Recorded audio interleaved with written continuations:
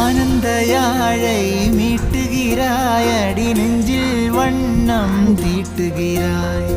அன்பெனும் குடையை நீட்டுகிறாய், அதில் 1000 மழை துளி கூட்டுகிறாய்.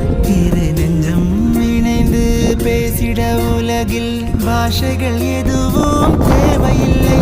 சிறு புல்லில் உறங்கும் பனியில் தெரியும் மலையின் அழகோ தாங்கவில்லை. உந்தன் கைகள் பிடித்து போகும் வழி அது போதவில்லை, இன்னும் வேண்டுமடி. இந்த மண்ணில் இது போல் யாரும் இங்கே எங்கும் வாழவில்லை.